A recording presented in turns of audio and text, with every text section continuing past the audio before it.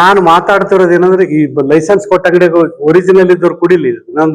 ಯಾಕಂದ್ರೆ ಅವರು 20 ವರ್ಷ ಬದುಕೋರು ಬದುಕ್ಬೋದು, 40 ವರ್ಷ ಬದುಕಬಹುದು. ಇದು ಸುಡ್ಗಾಡ್ ಕಳ್ಳಬಟ್ಟಿ ಅಂತದ್ದು ನಕಲಿ ಮದ್ಯದಿಂದ ಜಲ್ದಿ ಸಾವಾಗ್ತದೆ. ಸಣ್ಣ ಸಣ್ಣ ಮಕ್ಕಳು 20 ವರ್ಷದೊಳಗೆ ಸಾಯಕೈತವ. ಇದನ್ನ ಉಳಿಸ್ರಿ ನೀವು. ಟಾರ್ಗೆಟ್ ಅಲ್ಲ ಇದು. ಟಾರ್ಗೆಟ್ ನೆವಂದಾಗ ಈ ಇಲ್ಲಿಗಲ್ ಆಕ್ಟಿವಿಟೀಸ್ ಹೆಚ್ಚಾಗಿದೆ ಈ ರಾಜ್ಯದಲ್ಲಿ.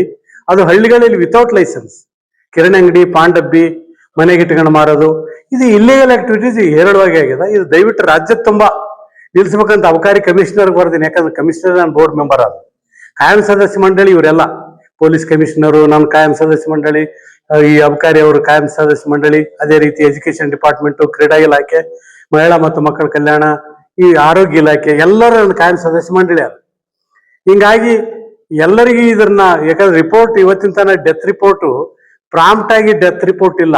ಮಕ್ಕಳು ಹೆಚ್ಚಿನ ಜನ ಸಾಯ್ತಾ ಇರೋರು ಸಣ್ಣ ವಯಸ್ಸಿನವರು ಈ ಇಲ್ಲಿಗಲ್ ಈ ಮದ್ಯಪಾನ ಮಾದಕ ವಸ್ತುಗಳಿಂದ ಸಾಯ್ತಾ ಇದ್ದಾರೆ. ಎಲ್ಲ ಕಾಲೇಜು ಈಗ ಏನಾಗಿದೆ, ಮೆಟ್ರೋಪಾಲಿಟನ್ ಸಿಟಿ ಒಳಗ ಹೇರಳವಾಗಿ ಡ್ರಗ್ಸ್ ಆಗಿದೆ. ಅಲ್ಲಿ ಅಂಗಡಿ, ಈವನ್ ಒಂದು ಸಣ್ಣ ಅಂಗಡಿ ಇಡೋದು ಪರ್ಮಿಷನ್ ಕೊಡಬಾರ್ದು. ಅವ್ರು ಇಲ್ಲಿಗಲ್ ಆಕ್ಟಿವಿಟೀಸ್ ಅಂಗಡಿ ಕೊಡೋದ್ರಿಂದ ಅಲ್ಲಿ ಜಾಸ್ತಿ ನಡೆದಿದೆ. ಇಂಥವೆಲ್ಲ ಬಂದ್ ಮಾಡ್ಬೇಕಂತ ಬರ್ದಿಲ್ಲ ಲೆಟರ್ ಸರ್ಕಾರಕ್ಕೆ. ದಯವಿಟ್ಟು ಈ ಕಾಲೇಜ್ ಮುಂದೆ ಯಾವುದೇ ಎಂಥದೇ ಅಂಗಡಿ ಇರಬಾರ್ದು, ಕಂಪ್ಲೀಟ್ ಅಲ್ಲಿ ಅಂಗಡಿಗಳನ್ನು ನಿಷೇಧ ಮಾಡ್ರಿ. ಇಲ್ಲಿಗಲ್ ಆಕ್ಟಿವಿಟೀಸ್ ಬಹಳ ಕಾರಣೀಭೂತ ಆಗ್ಯಾವ ಇವು. ದಯವಿಟ್ಟು ಇದು ರಾಜ್ಯದಲ್ಲಿ ಹಳ್ಳಿಗಳನ್ನ ಬದುಕನ್ನ ಹಾಳಾಗ್ತಾ ಇದೆ, ದಯವಿಟ್ಟು ಉಳಿಸ್ಬೇಕಾಗಿದೆ. ನಾವು ಲೈಸೆನ್ಸ್ ಇದ್ದಲ್ಲಿ ಮಾರೋದಕ್ಕೆ ಇರೋದಿಲ್ಲ, ಇಲ್ಲಿಗಲ್ ಆಕ್ಟಿವಿಟೀಸ್ ನಿಲ್ಬೇಕಾಗಿದೆ. ಈ ಕಳ್ಳಬಟ್ಟಿ ಏನಾಗಿದೆ ನಮ್ಮಲ್ಲಿ ಹೇರಳ, ನಮ್ಮ ಕಲ್ಯಾಣ ಕರ್ನಾಟಕದಾಗ ಪ್ರಾಡಕ್ಟೇ ಡೈರೆಕ್ಟ್ ನಾನು ಮೀಟಿಂಗ್ನಾಗ ಕೊಟ್ಟಿನಿ ಅವ್ರಿಗೆ. ಮತ್ತೆ ಇದು ಒರಿಜಿನಲ್ ಚಾಯ್ಸ್ ಅಂತ ಸಣ್ಣ ಪ್ಯಾಕೆಟ್ ಬರ್ತದಲ್ಲ, ಅದನ್ನು ಕೂಡ ಲ್ಯಾಬಿಗೆ ನಮ್ಮ ಅಬಕಾರಿ ಅವ್ರಿಗೆ ಕೊಟ್ಟಿನಿ, ಅವರೇ ಲ್ಯಾಬ್ ರಿಪೋರ್ಟ್ ಕೊಟ್ಟಾರ. ಅದನ್ನು ಒಂದು ಪ್ಯಾಕ್ ಕುಡಿಯಲ್ಲಿ ರಿಪೋರ್ಟ್ ಎಲ್ಲ ಸಹ ಬಂದವ್ರಿ ನಮ್ದಲ್ಲಿ. ನಾಳೆಗೆ ಅಲ್ಲಿ ಕೊಪ್ಪಳದಾಗ ತೋರಿಸ್ತೀನಿ ರಿಪೋರ್ಟ್. ಇವು ಏನಾಗಿದೆ, ಇಷ್ಟೆಲ್ಲ ಇಲ್ಲಿಗಲ್ ಆಕ್ಟಿವಿಟೀಸ್ ನಡೆದ್ರು ಕೂಡ ಯಾವುದೋ ಒಂದು ಇದ್ರಾಗ ನೀವು ಟಾರ್ಗೆಟ್ ಅನ್ನೋದು ಟಾರ್ಗೆಟ್ ಅಲ್ಲ. ಇಲ್ಲಿ ಇಲ್ಲಿಗಲ್ ಆಕ್ಟಿವಿಟೀಸ್ ನೀವು ಆಸ್ಪದ ಕೊಡ್ತಾ ಇದ್ರಿ. ಲೈಸೆನ್ಸ್ ಇದ್ದಲ್ಲಿ ಮಾರೋದಕ್ಕೆ ನಾವು ಇರೋದಿಲ್ಲ, ಯಾವ ಚಟಿದ ಕುಡಿಯಲಕ್ಕ. ಈ ಚಟುವಟಿಕೆಯಿಂದ ದೇಹ ಆರೋಗ್ಯ ಹಾಳಾಗ್ತಾ ಇದೆ. ಒಂದದ್ದು ಸಾವು, ಡೆತ್ ರೇಟ್ ಹೆಚ್ಚಾಗಿದೆ ಸಣ್ಣ ಮಕ್ಕಳದು. ಇದನ್ನ ಹೆಂಗಾಗಿದೆ ಈ ದೇಶದ ಪರಿಸ್ಥಿತಿ ಅಂದ್ರೆ 51%, ಯಾಕಂದ್ರೆ ದುಡಿಲಿಕ್ಕೆ ಅಯೋಗ್ಯರಾಗಿರ್ತಕ್ಕಂಥ ಶಕ್ತಿ ಇರ್ತಕ್ಕಂಥದ್ದು ಈ ದೇಶದ ಸರ್ವೆ ಪ್ರಕಾರ 49% ಜನ ಮಾತ್ರ ದುಡಿಲಿಕ್ಕೆ ಯೋಗ್ಯತೆ ಇರೋರು. ಅದರಲ್ಲಿ 39% ಯುವಕರಿದ್ದಾರೆ. 39%ದಾಗ 50% ಡ್ರಗ್ಸ್ ಮತ್ತು ಮಾಫಿಯಾದಲ್ಲಿ ರಿಪೋರ್ಟ್ ಹೇಳ್ತದೆ 50% ಮಕ್ಕಳು ಹಾಳಾಗ್ತಾ ಇದ್ದಾರಂತ. ಇದೇ ಹಿಂಗೆ ಮುಂದುವರೆದ್ರೆ ಇದು ಎಲ್ಲಿಗೆ ಹೋಗ್ಬೇಕು, ಎಲ್ಲಿ ನಿಂದಿರ್ಬೇಕು ಇದು?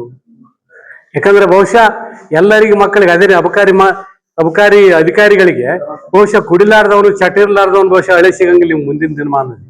ನೀವು ಕೂಡ ಕುಡಿಯೋನಿಗೆ ಯಾರು ಕೊಡೋಕೆ ಇಷ್ಟಪಡಂಗಿಲ್ಲ, ಅವನ್ ಚಟಗಾರನ ಯಾರು ಮಗಳು ಕೊಡೋಕೆ ಇಷ್ಟಪಡಂಗಿಲ್ಲ. ಎಲ್ಲರೂ ಆರೋಗ್ಯವಂತ ಹಳೆ ಇರ್ಬೇಕಂತ ವಿಚಾರ ಮಾಡ್ತೀರಿ. ಇವೆಲ್ಲ ಇದ್ರೂ ಕೂಡ ನೀವು ಇಲ್ಲಿಗಲ್ ಆಕ್ಟಿವಿಟೀಸ್ ಕಡೆ ಗಮನ ಕೊಡ್ರಿ. ಒತ್ತಾಯ ಇರೋದು ನಂದು ಇಲ್ಲಿಗಲ್ ಆಕ್ಟಿವಿಟೀಸ್. ಈಗ ಮೊದಲ ನಮ್ಗೇನಿತ್ತು ಅಂದ್ರೆ ನಮ್ಮ ಮಂಡಳಿ ಪ್ರಾರಂಭದಾಗ ಇದು, ಯಾಕಂದ್ರೆ NOC ನಾವು ಕೊಡೋದಿತ್ತು ಅವಾಗ. ಆಕ್ಚುಲಿ ಎಲ್ಲೆಲ್ಲಿ ಲೈಸೆನ್ಸ್ ನಾವು ಕೊಡೋಂತ ಒಂದು ಕಾಯ್ದೆ ನಮ್ಗೆ ಅಧಿಕಾರ ಇತ್ತು ಈ ಮಂಡಳಿಗೆ, ಅದನ್ನು ತೆಗೆದಾಕಿದ್ದಾರೆ. ಈಗ ನಾವು ಯಾಕಂದ್ರೆ ದೇವಸ್ಥಾನ ಇಂಥಲ್ಲಿ ತೆಗೆದ್ರೆ ಅದಕ್ಕೆ ನಾವು ವಿರೋಧ ಹೋಗೋದಕ್ಕೆ ನಮಗೆ ಹಕ್ಕಿದೆ. ಯಾಕಂದ್ರೆ ಸರ್ಕಾರಕ್ಕೆ ಬರೋದು ಅದನ್ನ ರದ್ದುಪಡಿಸ್ತಕ್ಕಂಥ ಒಂದು ನಮ್ಮ ಮಂಡಳಿಯ ಅಧಿಕಾರ ಇದೆ. ಹಂಗಾಗಿ ಎಲ್ಲೇನ ಇದ್ರೆ ಅಂತವ್ರು ನಮ್ಮ ನಾಲೆಜಕ್ಕೆ ಬಂದ್ರೆ ನಾನು ಸರ್ಕಾರಕ್ಕೆ ನೇರವಾಗಿ ಬರೋದು ಅವಕರನ್ನ ತಡಿತಕ್ಕಂಥ ಕೆಲಸಕ್ಕೆ ನಾನು ಕೆಲಸ ಮಾಡ್ತೀನಿ. ಅದನ್ನ ಯಾಕಂದ್ರೆ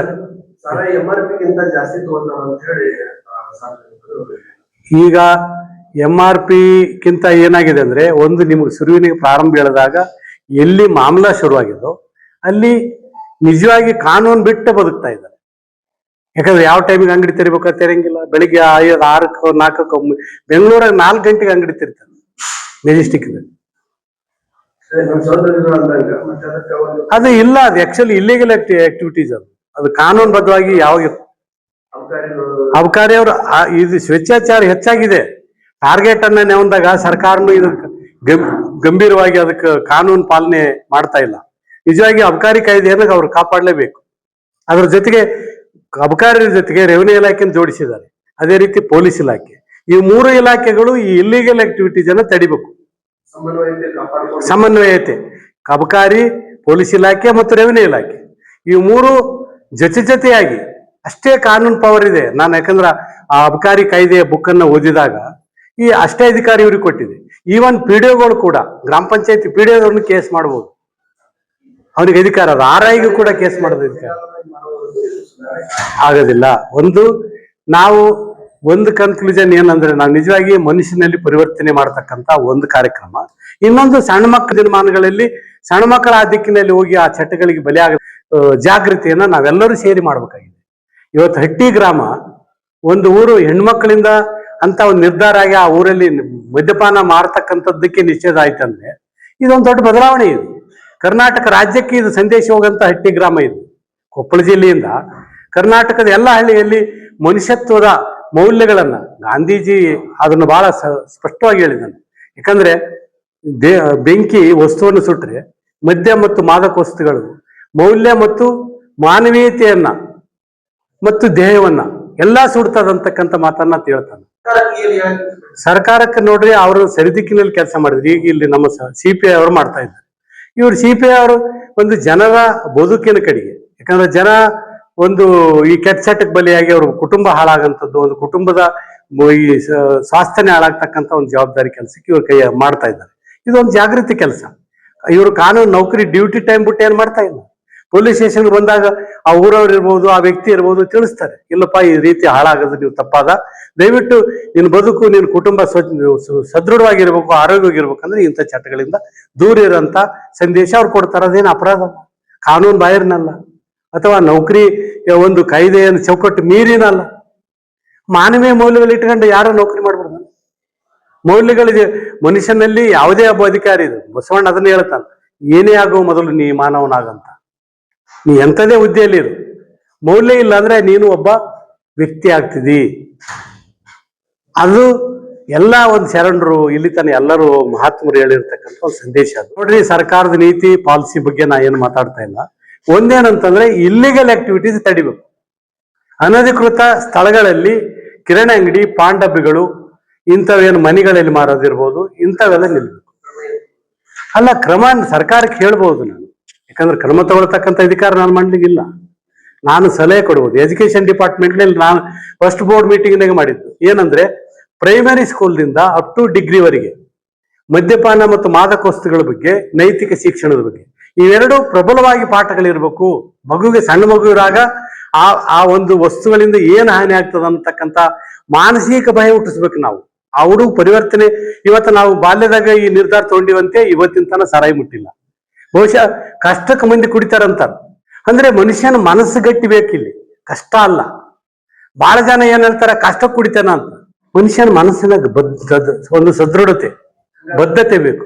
ಈಗ ನಿಮ್ಮ ಕೊಪ್ಪಳ ಜಿಲ್ಲೆಯಿಂದ ಪ್ರಾರಂಭ ಆಗಿದೆ ನಂದಿದು. ಫಸ್ಟ್ ಹಟ್ಟಿ ಗ್ರಾಮ ಸಂಯಮ್ ಪ್ರಶಸ್ತಿ ಅಂದ್ರೆ 1 ಲಕ್ಷ ರೂಪಾಯಿ ಇದು ಕೊಡ್ತೀವಿ ನಾವು, ಗೌರವಧನ ಕೊಡ್ತೀವಿ. ಮತ್ತೆ ಸಂಯಮ್ ಪ್ರಶಸ್ತಿಯ ಪತ್ರ ಕೊಡ್ತೀವಿ, ಅವ್ರಿಗೆ ಸನ್ಮಾನ ಮಾಡ್ತೀವಿ. ಇದು ನಾವು ನಡೆದು ಒಂದು ದಾರಿ. 1 ಲಕ್ಷ ಒಂದು ವರ್ಷಿಗೆ. ಇದು ನಮ್ಮ ಸಂಯಮ ಮಂಡಳಿ. ಅದೇ ರೀತಿ ಇನ್ನೊಂದು ಏನಂದ್ರೆ, ಇಳಿತನ ಪುರುಷರಿಗೆ ಸಂಯಮ ಪ್ರಶಸ್ತಿ ಇತ್ತು, ಮಹಿಳೆಯರಿಗಿದ್ದಿಲ್ಲ. ಅದೇ ರೀತಿಯಾಗಿ ಮಹಿಳೆಯರಿಗೂ ಕೂಡ ಸಂಯಮ ಪ್ರಶಸ್ತಿ ಕೊಡಬೇಕು. ಅವರು ಈ ಮದ್ಯಪಾನ ಮಾದಕ ವಸ್ತುಗಳ ವಿರುದ್ಧ ಏನು ಹೋರಾಟ ಮಾಡ್ತಕ್ಕಂಥವ್ರಿಗೆ, ಮದ್ಯಪಾನದ ವಿರುದ್ಧ ಹೋರಾಟ ಮಾಡೋರಿಗೆ ನಾವು ಕೊಡ್ಬೇಕನ್ನಂತ ನಿರ್ಧಾರ ಮಾಡಿ, ಅದನ್ನು ಕೂಡ ಇವತ್ತ ಅದು ಗೆಜೆಟ್ ನೋಟಿಫಿಕೇಶನ್ ಆದಗಳೇ ಅದನ್ನು ಹೆಣ್ಮಕ್ಳಿಗೆ, ಮಹಿಳೆಯರಿಗೆ ಸಂಯಮ ಪ್ರಶಸ್ತಿ ಕೊಡ್ತೀವಿ ಈ ವರ್ಷದಿಂದ. ಪೊಲೀಸ್ ಇಲಾಖೆ ಈ ವರದಿಯನ್ನ ಹಾಕೊಂಡು ಇಂಥ ಕೆಲಸ ಮಾಡೋ ಪೊಲೀಸ್ ಅಧಿಕಾರಿ ಬಹುಶಃ ರಾಜ್ಯದಾಗ ಸಿಗೋದು ಅಪರೂಪ ವ್ಯಕ್ತಿ. ಯಾಕಂದ್ರೆ ಈ ಡ್ರೆಸ್ ಹಾಕೊಂಡವ್ರು ಬಹುಶಃ ಇಂಥ ಚಿಂತನೆಗಳು ರೂಢಿಸ್ಕೊಂಡಿದ್ದು ನನಗೆ ಬಹಳ ವಿರಳ, ಪ್ರಥಮ ವ್ಯಕ್ತಿ. ಸ್ವರ್ಣ ಭಟ್ ಅವ್ರು ಅದನ್ನೇ ಇವ್ರ ಹೆಸರು ಕೊಟ್ರು ನನಗೆ. ಅವ್ರ ಫೋನ್ ನಂಬರ್ ಕೊಟ್ರು, ಇಲ್ಲ ಅವ್ರು ಕಾಂಟ್ಯಾಕ್ಟ್ ಮಾಡ್ರಿ, ಇವ್ರು ಪಾಪ ಅದಕ್ಕೆ ಸಪೋರ್ಟ್ ಮಾಡ್ತಾ ಇದ್ದಾರೆ. ನೈತಿಕತೆ ಇತ್ತು ಒಬ್ಬ ವ್ಯಕ್ತಿಯ, ಅಧಿಕಾರಿ ಹೆಂಗಿರ್ತಾನ ಅನ್ನೋದಕ್ಕೆ ಇಲ್ಲಿ ಒಂದು ಸಂಕೇತ ಇದೆ. ಮನುಷ್ಯ ವ್ಯಕ್ತಿತ್ವ ಇದ್ದಂತ ಒಂದು ಮೌಲ್ಯ ಚಿಂತನೆಗಳನ್ನ ಮನುಷ್ಯ ರೂಢಿಸಿಕೊಂಡ್ರೆ ಒಬ್ಬ ಅಧಿಕಾರಿಯಾಗಿದ್ದನು ಸಮಾಜಮುಖಿಯಾಗಿ ಕೆಲಸ ಮಾಡ್ಬೋದು. ಒಬ್ಬ ಅಧಿಕಾರಿಯಾಗಿದ್ದನು ಸಮಾಜಮುಖಿ ಕೆಲಸ ಮಾಡ್ತಾನೆ ಅನ್ನೋದಕ್ಕೆ ಆತ ನೈತಿಕತೆಯ ಒಂದು ಸಂಕೇತ ಇದು. ಅದು ತೋರಿಸ್ತದೆ ನಮಗೆ ವ್ಯಕ್ತಿತ್ವ, ಮೌಲ್ಯಗಳ ಬದುಕು. ಅವ್ರದ್ದು ಹೆಂಗೆ ಮೌಲ್ಯವಾದ ಬದುಕಿದ್ರೆ ಆ ಮನುಷ್ಯ ನೌಕರಿಗೆ, ಸರ್ಕಾರ ಜವಾಬ್ದಾರಿ ಕೆಲಸಗಳನ್ನ ಅಷ್ಟೇ ಪ್ರಾಮಾಣಿಕ ಮಾಡ್ತಾನೆ, ಸಮಾಜದ ಸ್ವಾಸ್ಥ್ಯದ ಬಗ್ಗೆನೂ ಅಷ್ಟೇ ಪ್ರಾಮಾಣಿಕವಾಗಿ ಕೆಲಸ ಮಾಡ್ತಾ ಇದ್ದಾನೆ. ಎರಡಕ್ಕೂ ಒಂದಕ್ಕೆ ಪಗಾರ ಅದ, ಒಂದಕ್ಕೆ ಪಗಾರ ಇಲ್ಲ. ಅವ್ರಿಗೇನು ಜನರಿಗೆ ತಿಳಿ ಹೇಳಂತ ಕೆಲಸಕ್ಕೆ ಪಗಾರ ಏನಿಲ್ಲ, ಆದರೆ ಪಗಾರ ಇದ್ದ ಡ್ಯೂಟಿ ಪ್ರಾಮಾಣಿಕವಾಗಿ ಮಾಡ್ತಾ ಇದ್ದಾರೆ. ಪಗಾರ ಇಲ್ಲಾರ್ದ ಡ್ಯೂಟಿನೂ ಕೂಡ ಮಾಡ್ತಾ ಇದ್ದಾರೆ. ಬಹುಶಃ ಇದು ಇಂಥ ಅಧಿಕಾರಿಗಳನ್ನ ನಾವು ಇಡೀ ರಾಜ್ಯದಲ್ಲಿ ಎಲ್ಲಾ ಅಧಿಕಾರಿಗಳು ಹಿಂಗ ಆಗ್ಬೇಕಂತ ಬಯಸ್ತೀವಿ ನಾವು. ಸರ್ಕಾರಕ್ಕೆ ಜವಾಬ್ದಾರಿ ಅಧಿಕಾರಿ ಇಲಾಖೆ ಸಚಿವರಿಗೆ ತಾವು ಏನಾದ್ರು ಇಲ್ಲ, ಅದನ್ನೇ ಒಂದು ಮಾತನ್ನು ನಿಮ್ಗೆ ಹೇಳಿದೀವಿ. 3 ಜನ ಜವಾಬ್ದಾರಿತ ವ್ಯಕ್ತಿಗಳು, ರೆವಿನ್ಯೂ ಇಲಾಖೆ ಡಿಸಿನಷ್ಟೇ ಸಂಬಂಧ, ಎಸ್ಪಿನಷ್ಟೇ ಸಂಬಂಧ, ಮತ್ತೆ ಕಮಿಷನರ್, ಅಬಕಾರಿ ಕಮಿಷನರ್ ಅಷ್ಟೇ ಸಂಬಂಧ. ಈ ಸಮಾಜದ ಸ್ವಾಸ್ಥ್ಯವನ್ನು ಕಾಪಾಡಲಿಕ್ಕೆ ಇವರಿಗೆ ಅಬಕಾರಿ ಕಾಯ್ದೆನೇ ಹೇಳ್ತದೆ, ಇವ್ರಿಗೆ ಹಕ್ಕು ಕೊಟ್ಟಿದೆ. ಆದ್ರೆ ಅದನ್ನು ಬಳಕೆ ಮಾಡಿಲ್ಲ, ಇವ್ರು ಬಳಕೆ ಮಾಡ್ತಾ ಇದ್ದಾರೆ. ಇವರಿಗೆ ನೇರವಾದ ಸರ್ಕಾರಕ್ಕೆ ಉತ್ತರ ಹೇಳ್ಬೋದು, ನನಗೆ ಕಾಯ್ದೆಯಲ್ಲಿ, ಅಬಕಾರಿ ಕಾಯ್ದೆಯಲ್ಲಿ ನಮ್ಮದು ಕೂಡ ಪ್ರಮುಖ ಪಾತ್ರ ಇರೋದ್ರಿಂದ ನಾನು ಅದನ್ನು ಪ್ರಾಮಾಣಿಕವಾಗಿ ಮಾಡ್ತಾ ಇದ್ದೀನಿ, ಕಾನೂನು ಬಾಹಿರ ಏನು ಮಾಡ್ತಾ ಇಲ್ಲ, ಇದು ಎಕ್ಸ್ಟ್ರಾ ಡ್ಯೂಟಿ ಅಲ್ಲ, ಡ್ಯೂಟಿ ಒಳಗೆ ಇದು ಡ್ಯೂಟಿ ಅದು, ಆ ಡ್ಯೂಟಿಯನ್ನ ನಾನು ಮಾಡ್ತಾ ಇದ್ದೀನಿ ಅನ್ನೋದನ್ನ ಇವರು ಹೇಳಲಿಕ್ಕೆ, ಸಮರ್ಥನೆ ಮಾಡ್ಲಿಕ್ಕೆ ನೈತಿಕ ಬಲ ಇದೆ ಇವರಿಗೆ. ಅದ್ರ ಜೊತೆಗೆ ನೀವೆಲ್ಲ ಇದ್ದೀವಿ, ಈ ಸಮಾಜ ಇದೆ ಅವ್ರ ಜೊತೆಗೆ. ಯಾಕಂದ್ರೆ ಈ ಒಳ್ಳೆ ಕೆಲಸ ಮಾಡೋರಿಗೆ ನಾವು ಸಮಾಜ ಬೆಂಬಲಿಸಲಿಲ್ಲ ಅಂದ್ರೆ ಅಂತ ವ್ಯಕ್ತಿ ಹೆಂಗ್ ಬದುಕ್ತಾನೆ ಹೇಳ್ರಿ, ಹೆಂಗ್ ಉಳಿಲಿಕ್ಕೆ ಸಾಧ್ಯ? ಇಂಥ ಒಂದು ಒತ್ತಡದ ವ್ಯವಸ್ಥೆಯಲ್ಲಿ ಇವರಿಗೆ ಜನಬೆಂಬಲ ಅಂದ್ರೆ ಜನಶಕ್ತಿನೇ ಒಂದು ಆಸ್ತಿ ಇವರಿಗೆ. ಈ ಜನಶಕ್ತಿನೇ ಆಸ್ತಿಯಾಗಿ ಅವ್ರಿಗೆ ನಾವು ನಿಂತಾಗ ಮಾತ್ರ ಇವರಿಗೆ ಎಂಥದೇ ಒತ್ತಡ ಬಂದರೂ ಕೂಡ ಅದರಿಂದ ಹೊರಗೆ ಬರ್ತಾರೆ. ಅದ್ರ ಬಗ್ಗೆ ಯಾರು ಭಯಪಡ್ಬೇಕಾಗಿಲ್ಲ. ನೋಡ್ರಿ, ಲೈಸೆನ್ಸ್ ಕೊಡೋದಕ್ಕೆ ನಾನು ಬೇಡ ಅನ್ನೋದಕ್ಕೆ ನನಗೆ ಪವರ್ ಇಲ್ಲ. ನಾನು ಇಲ್ಲೀಗಲ್ ಆಕ್ಟಿವಿಟೀಸ್ ಮಾಡೋದಕ್ಕೆ ತಡಿಬೇಕು ಅನ್ನೋದನ್ನ ಹೇಳಲಿಕ್ಕೆ ಸಾಧ್ಯ ಇದೆ. ಹಾಗಾಗಿ ಸರ್ಕಾರದ ಪಾಲಿಸಿಯನ್ನೇ ನೇರವಾಗಿ ಪ್ರಶ್ನೆ ಮಾಡೋಂಥದ್ದು, ನಾನು ಹೌಸ್ನಾಗ ಒಳಗಿದ್ದು ನಾನೇನಾರು ಅಸೆಂಬ್ಲಿದೊಳಗೆ ಒಳಗೆ ಹೋಗಿದ್ರೆ ಇಂಥವು ಮಾತಾಡ್ಬೋದು. ಕಾನೂನು ತಿದ್ದುಪಡಿ, ವ್ಯಸನ ಮುಕ್ತ ದಿನಾಚರಣೆ ಮಾಡ್ತಾ ಇದ್ದು ಮಾನಸ್ವಾಮಿ ಅವರು, ಇದು ಒಳ್ಳೆ ಕೆಲಸಕ್ಕೆ ನಾವು ಇಡೀ ರಾಜ್ಯದಾದ್ಯಂತ ಸರ್ಕಾರ ಕಾರ್ಯಕ್ರಮ ಮಾಡಿವಿ. ಇದನ್ನ ಅದಕ್ಕೆ ಮಾಡ್ಲಿಕ್ಕೆ ದುಡ್ಡು ಕೊಡ್ತದೆ ಅಲ್ಲಿಗೆ, ತಹಶೀಲ್ದಾರ್ಗೆ, DC ಅವರಿಗೆ. ಇದು ನಾವೇನಂದ್ರೆ ಜನರಲ್ಲಿ ಜಾಗೃತಿ ಬರ್ಬೇಕಿದೆ. ಜನರಲ್ಲಿ ಜಾಗೃತಿ ಬಂದಾಗ ಬದಲಾವಣೆ ಶುರುವಾಗ್ತದೆ. ಅಂತ ಒಂದು ಬದಲಾವಣೆಗೆ ಜನರಲ್ಲಿ ಅಂಥದ್ದು ಬರಲಿ. ದುಂಡು ಮೇಜಿನ ಪರಿಷತ್ ಮಾಡಿ ಅಂತ ಸ್ವಾಮಿಗಳನ್ನು ಸೇರಿಸಿ ಒಂದೊಂದು ಜಿಲ್ಲೆ ಒಬ್ಬೊಬ್ರು ಆಯ್ಕೆ ಮಾಡ್ರಿ.